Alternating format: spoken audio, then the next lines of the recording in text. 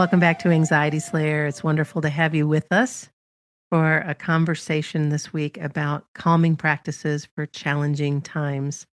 Welcome back, Ananga. Hey, Shan. So good to be with you this week and to share some of the practices and books and things that we enjoy as we are moving through different times in the world that sometimes can be a bit of a challenge. Yeah. And before we begin, I think we should probably share some of the changes that are coming up with Anxiety Slayer as we move through the year.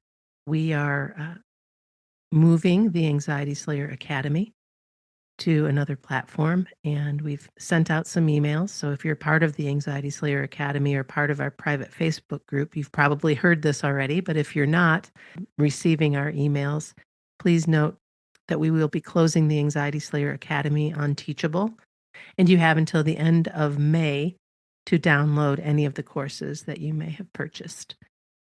We'll send out additional reminders before that time, but wanted to make you aware of that.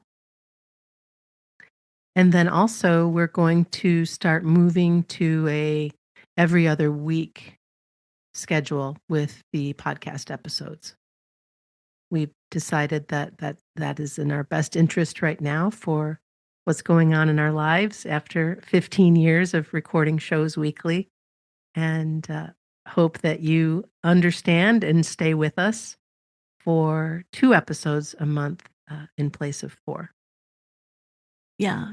I think our listeners know that I've been living with chronic health issues for many years.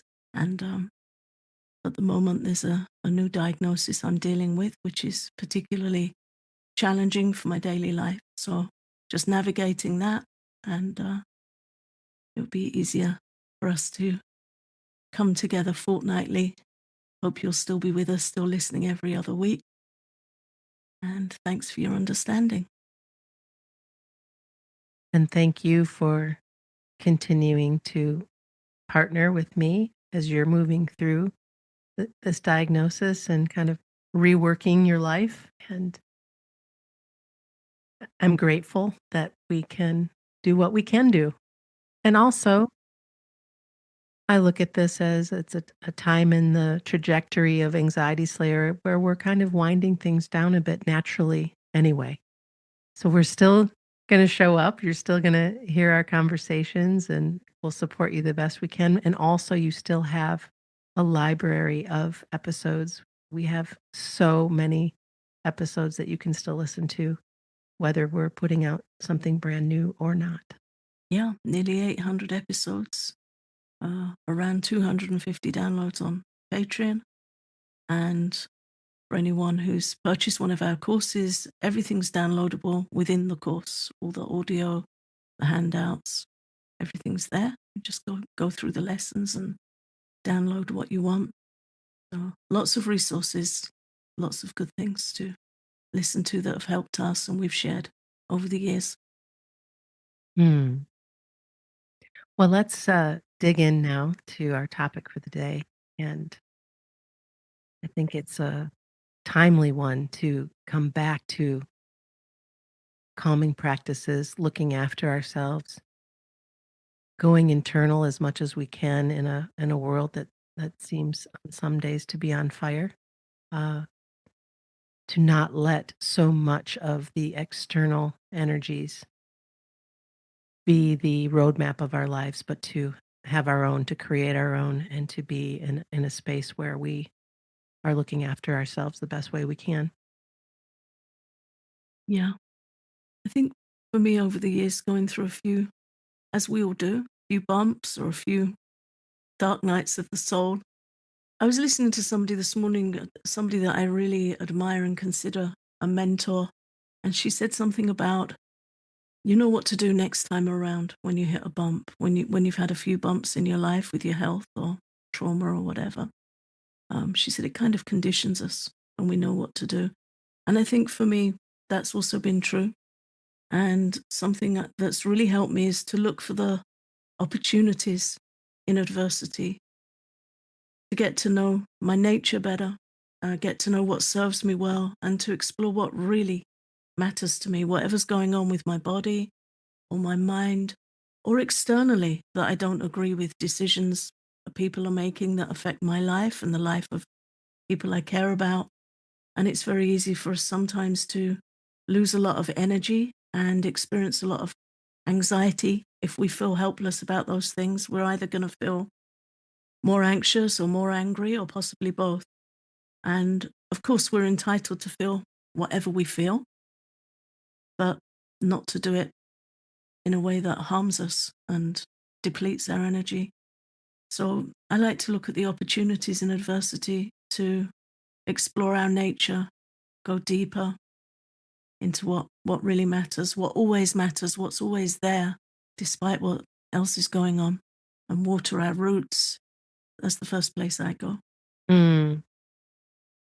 And it's a gift to know what it is that we need in order to feel more calm and relaxed and comfortable in our body mind, to be cognizant of that, to say, oh, I'm spinning out right now. I know what I need. I need a cup of tea. I need to call a friend. I need to just sit and take a breath and not let this spin me out to the best of my ability.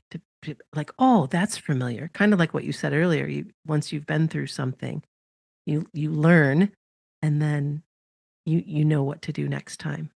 And as the next times come around, no matter what we're speaking of, whether it be your health or whether it be uh, politics or whether it be something that's happening under the roof in your own home with the people that you love and live with, it's just coming back to those calming places that we have created for ourselves that we know. My true nature is if I'm feeling spun, I know that I need to just step back a moment and talk to myself very lovingly and remind myself that I don't need to have an answer right now. I don't have to have control right now. I don't have to do anything other than look after myself.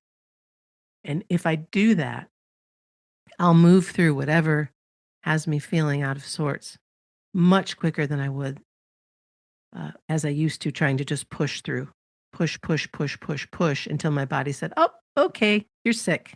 Time to be in bed." Or, like, "Okay, you're not paying attention. So this is how we're gonna stop you." Does that make sense? Yeah, it makes complete sense. And also, I think when we push from a place of groundlessness, Yeah. that really can be rash. As I'm saying that, I'm having like a visual of somebody trying to push a heavy cart and their feet are slipping. You know, if you're going to push something, you need to be grounded. You need to have your feet planted in the earth. And when we don't have that and we don't have clarity, but we just think, this isn't working or this isn't comfortable and I want to change it, but we don't have that groundedness, we don't have that presence of mind, we don't have internal good counsel, we can get ourselves in so much more trouble. We can get into arguments, we can make poor decisions, we can, make hasty decisions, and it will come back and bite us every time. So even just knowing to respond with self-kindness, it takes away that helplessness because we're making a decision. When you were speaking, I was listening to the way you stated that, and it sounded like a positive choice. I'm choosing to slow down, choosing to talk to myself carefully, and to understand that right now I don't have the answers, and that's okay. Sometimes we never have the answers, Yeah. and that's somewhere we need to figure out how to be okay too. But we're not going to get it by pushing back and wearing ourselves out. Yeah. One of the things I don't miss is that the younger version of me and making decisions under duress, being emotional, being supercharged, and uh, and not making the very best decisions in those moments because you are ungrounded. And I realize I'm part of a cycle of life. Hopefully, as we get on in years, become a little bit more wise and know that sometimes the very best thing that you can do is stop. Yeah, and that's the idea, to become more wise. Yeah. Yeah, But yeah. yeah, sometimes the best thing we can do is stop and to be okay with it. Mm, Illness has taught me so many things, but one of them is I can sit in a chair with a blanket on my lap and a hot drink and a book and a pillow behind my head and not be resting at all. right. Externally, somebody would come in the room and think, oh, Nanga's resting, that's nice. But internally, it isn't nice. Internally, I'm thinking of the things I could or should be doing instead of just giving myself permission to rest. And gradually over the years, I've learned to look at that and give myself permission to Mm, rest properly because I can sit in a chair and my body isn't moving at all, but my mind really is.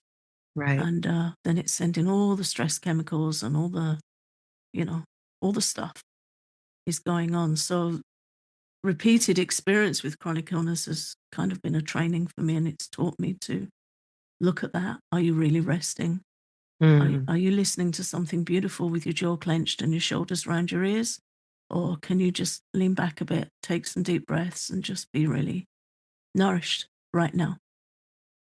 well, and Yeah. I've noticed with you as well is that, because of what you've been navigating through for, well, at least since I've known you on and off, you have found a way to find the beauty in the simple things, in the, uh, being able to just be outside even for a few moments, to be able to move your body to the degree that you can without expecting more, to asking for support and receiving support without putting yourself through the shame pit of needing help sometimes. You're just so strong. I really admire you. Very kind. Thank you. I think it's what we all do in those situations. It's like learning to sail. I've made mistakes. I've learned things the hard way, but I have learned to tune in to tiny moments of beauty. Just today, I was noticing there's this green haze coming in the UK around the trees, like this kind of aura, this halo of green where the leaves are coming, but they're not fully manifest yet. The buds are starting to open, and I like to go and take photos close up of those things and really look at them and be very present and grounded with them. It's such a beautiful example of nature doesn't force anything to happen. No, Everything just happens as it happens. And I was thinking about that the other day when we have this never ending winter in northern Michigan, it seems. And all of the daffodils have shot up through the dirt in the garden. They're not open yet because they've been kind of teased awake, and eventually this snow will pass and things will warm up and those beauties will open, and they just do it all in their own time. yeah, And I realize that for most of our listeners you've heard this before, but I just can't stress enough how incredibly important it is to let things be, to let things naturally unfurl, to learn from nature in that way, and to do your very, very best not to try to force anything to happen because, wow, that's a whole lot of energy being spent on something that may or may not come to pass. This show is sponsored by BetterHelp. Have you told yourself that therapy is too expensive?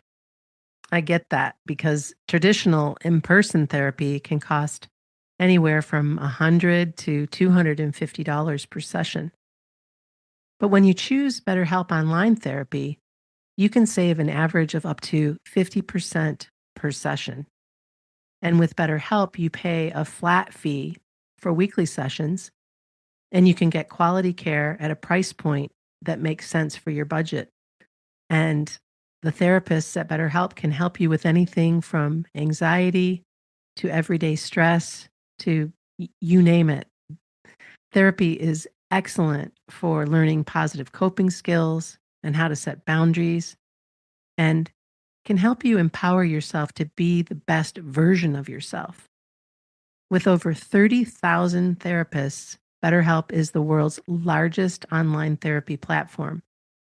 Simply join a session with the click of a button. Your well-being is worth it.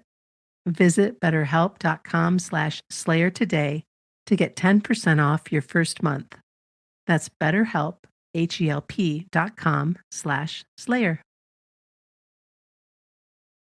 Before the break, we were kind of just talking about being mindful of the things that light us up and bring us peace.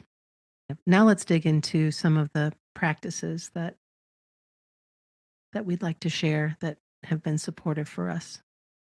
I'll go ahead and pass the baton to you to get started. There's a few I always come back to. And again, I think this is really about understanding our nature. And I didn't the first half of my life. I knew there were things I liked and things that were important to me, but I wasn't really in an environment that supported that.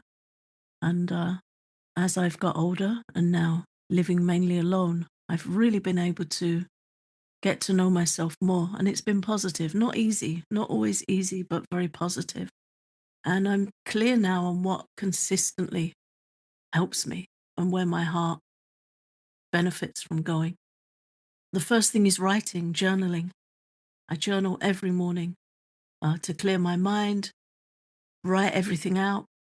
If my hands are okay, I like to use pen and paper. Sometimes I need to type, and then I'll delete it. Sometimes I really will write, a load and just get everything out, and then I'll just delete it, and I feel better for doing that. Or if it's on paper, rip it up and let it go. It helps me find clarity and direction. And right underneath all the stuff I need to write out will be aspirations, reflections, the good stuff. But I need to get the other stuff out of the way first. That really, really helps me. And another way I like to write is to listen to people who inspire me and take notes. Writing really helps me to sit with a pen and paper and listen to somebody, really helps me be present and gather inspiration. And when times are challenging, I can find solace that way too. I find if I'm writing or in good, deep conversations, the pain in my body is so much further below my awareness, Mm. just fades out when I'm really locked into the things that nourish me. So that's an interesting thing I've noticed over the years. So yeah, pen in hand is always good for me. One of the things that I've noticed, kind of like you realizing how writing and listening can help you feel better in your body, is if I have to, whether that be producing an audio or making a meal or getting on with the different tasks and things of my day, I don't have as much time to focus on whatever might be bothering me, whatever might be, um, and I'm referring now to more mental, more what's in my mind than my body, although certainly I can apply it to that too, is when I have something to focus on that I enjoy or focus on that something that needs to be done as a part of life, I get a break from my monkey mind. I get a break from whatever ailment might be up for me in that day, Mm, mentally or physically. yeah, But if I'm not, if I stop completely, then I have a more of a challenge with helping my mind stay in a positive place yeah, where I can, the mind can just start spinning in on itself. Because I'm often home alone as well and working from home. And if I don't have some things to focus on some days that can be not a good idea. Yeah, I think I understand what you're saying. Thursday mornings is usually when I edit our podcast, and that's quite a nice routine. And there may be days where I feel like, oh, I'm not sure if I feel well enough to do this today, but I'll prop myself up and just make a start. And invariably, I lock in and I feel happy doing that. And yeah, engaging the mind. Guess it's like that saying, isn't it? What is it? An idle mind is the devil's workshop. So, Oh my goodness, yes. occupational therapy for the mind. Yeah. Well, and to be in a place where you can recognize that as a gift. To be like, "Oh, I know better. I know that what I need to do right now, even though I think I need to ball up, curl up, uh, run away, whatever, actually, it would be very helpful for me to move forward doing X, Y, or Z while my mind is suffering Yeah. because I can take it away from here and move it to there, and chances are by the time I have completed whatever task at hand, project, or whatever it might be, um, I probably am feeling better already anyway, at Mm, least my experience, because I've shifted things instead of staying in that loop. right. Yeah. Yeah. Yeah. That's definitely helpful. And you're also reminding me of something else I do, which is to watch my mind objectively, to disengage from whatever's looping in it and to step back and observe it, see what it's snagged on, see if I know why, and make a good choice to either engage it in some work or something creative or some study. Study is also really good for my mind if I have the mental energy for it.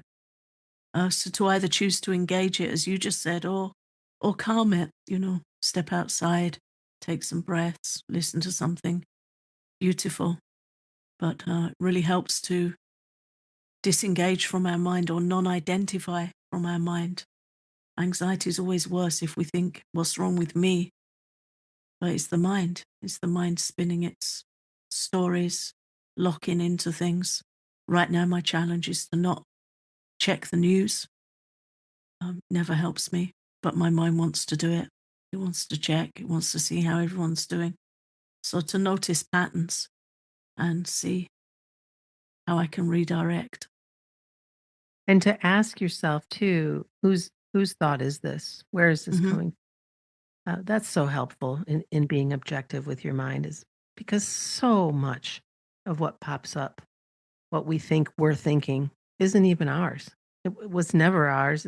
It's something that we're picking up from the collective, or from a caregiver, or from something that we've read, or it goes on and on and on to come back to that. Oh, who does that belong to? And then to start identifying some of those along the way, be like, "Oh my goodness, that is this teacher from 3rd grade, or that is that is this person that I dated in college," or whatever, to be like, "Okay, that's not me. That's not mine." Yeah, not me and not helpful.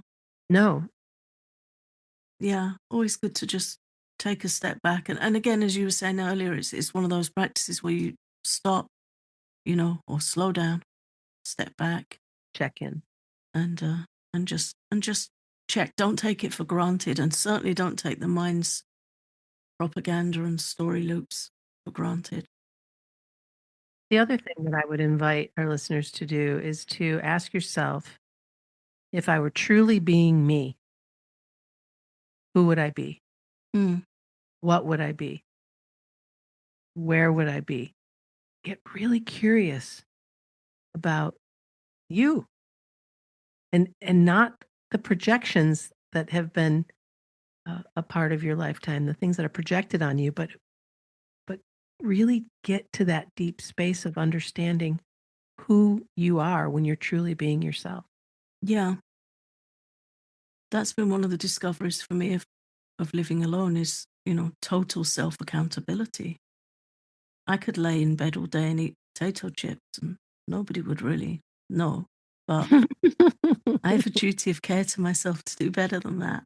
Right. And I've got quite a steady routine, really steady routine. When I get up, go to bed, when I eat. It's helpful, isn't it? The routine. Yeah, so helpful, so helpful. It's not always easy. My body isn't always easy to get up and get going, but if my mind's saying, you know, don't do something, I'll just do it because my mind usually isn't being helpful. So I'll just start, even if it's going to be uncomfortable and it's going to take a long time. I'm not going to follow the dictates of my mind. And on difficult days, my goal is to go to bed that night feeling better than I did when I got up and knowing that I've done something at least that serves me well in my development as somebody that wants to become a better person, and hopefully something that's been helpful to somebody else too. And then that's a good day. It is, and to be able to, uh, I like to make lists. I'm a list maker. I pit to list mind. And some days I can only cross off 1 or 2 things on the list. And I've learned to accept that Mm, and and give thanks for what I could accomplish that was important to me in that time.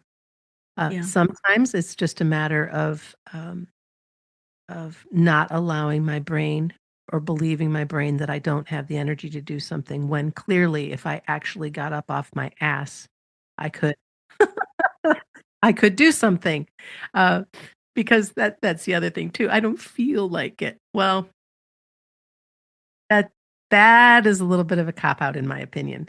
So I'll push a little bit further to say, okay, can we do this? Can we do this even for 10 minutes? Yeah.